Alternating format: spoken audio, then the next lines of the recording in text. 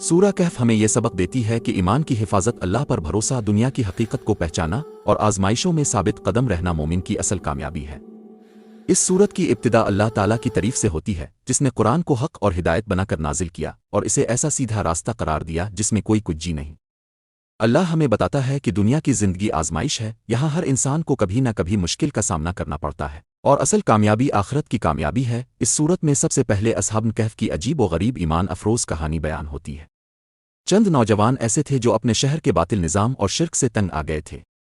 وہ اللہ کی توحید پر ایمان لائے اور اس پر ڈٹ گئے۔ جب انہیں اپنی جان کا خطرہ محسوس ہوا تو وہ اللہ کے بھروسے پر ایک غار میں پناہ لے گئے۔ اللہ نے ان نوجوانوں کو کئی سو سال تک سلا دیا اور انہیں اپنی نشانی بنا دیا کہ اللہ ہر چیز پر قادر ہے۔ جب وہ دوبارہ اٹھے تو دنیا بدل چکی تھی، لیکن وہ ثابت قدم ایمان کی مثال بن کر رہ گئے۔ یہ واقعہ سکھاتا ہے کہ جو اللہ پر توکل کرتا ہے، اللہ اسے بہترین حفاظت دیتا ہے۔ اس کے بعد قرآن دنیا کی حقیقت بیان کرتا ہے کہ یہ زندگی ایسے باغ کی طرح ہے جسے بارش سینچتی ہے، خوب پھول پھل آتے ہیں، لیکن وقت کے ساتھ سب ختم ہو جاتا ہے۔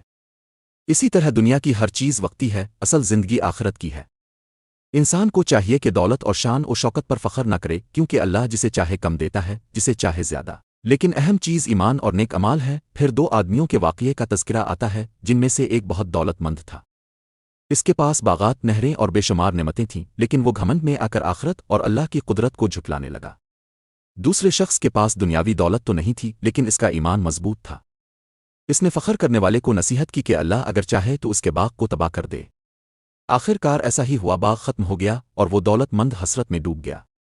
یہ واقعہ انسان کو سکھاتا ہے کہ غرور تباہی اور شکر گزاری نعمت کا سبب بنتی ہے۔ اس کے بعد حضرت موسیٰ علیہ السلام اور حضرت خضر علیہ السلام کا سفر بیان ہوتا ہے، جو علم اور حکمت کی گہرائی کو سمجھنے کی دعوت دیتا ہے۔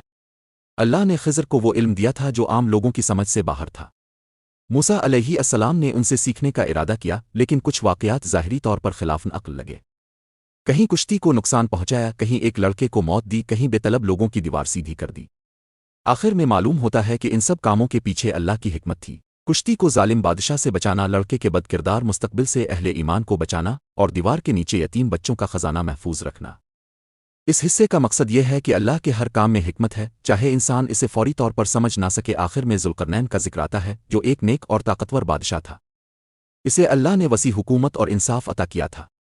وہ لوگوں کی مدد کے لیے دنیا کے مختلف حصوں میں سفر کرتا رہا۔ اس نے کمزور قوموں کو آجوج ماجوج کے فتنے سے بچانے کے لیے ایک مضبوط دیوار بنائی۔